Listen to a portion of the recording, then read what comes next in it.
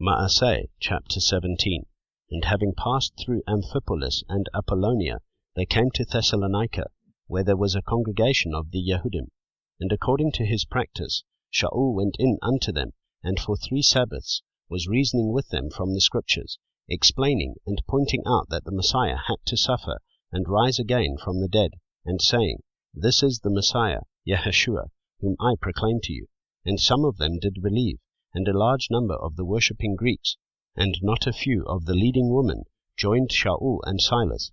But the Yehudim who did not believe, having become envious, took some of the wicked men from the marketplace, and gathering a mob, set all the city in an uproar, and came unto the house of Jason, and were seeking to bring them out to the people.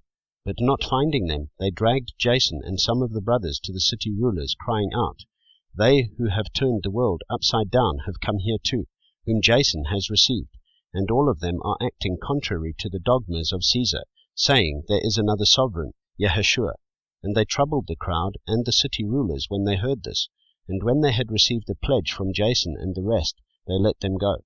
And the brothers immediately sent Shaul and Silas away by night to Berea, who, having come, went into the congregation of the Yehudim. Now these were more noble than those in Thessalonica, who received the word with great eagerness, and searched the Scriptures daily, if these words were so. Then many of them truly believed, and also not a few of the Greeks, decent women as well as men. And when the Yehudim from Thessalonica came to know that the word of Elohim was proclaimed by Shaul at Berea, they came there also, and stirred up the crowds.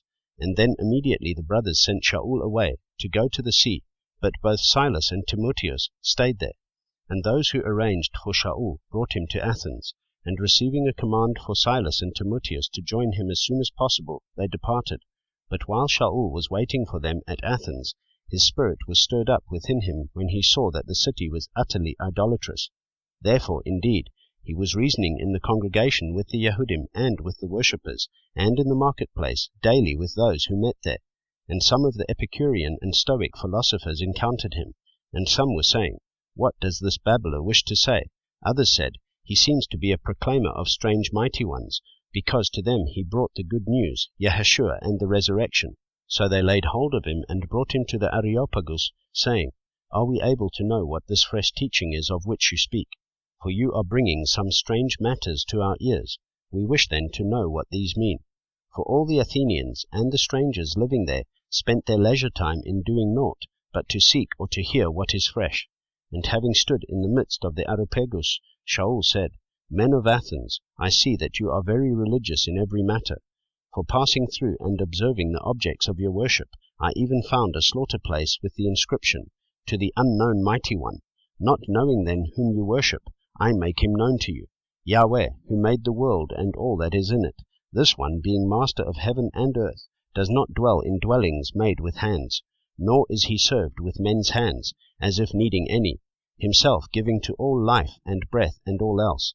And he has made from one blood every nation of men to dwell on all the face of the earth, having ordained beforehand the times and the boundaries of their dwelling, to seek the Master, if at least they would reach out for him and find him, though he is not far from each one of us. For in him we live and move and are, as also some of your own poets have said, for we are also his offspring. Now then, since we are the offspring of Elohim, we should not think that the Elohim is like gold or silver or stone, an image made by the skill and thought of man.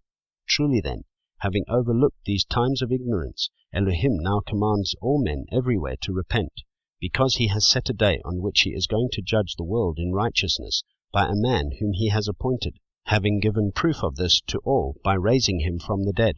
And hearing of the resurrection of the dead, some indeed mocked, while others said, We shall hear you again concerning this.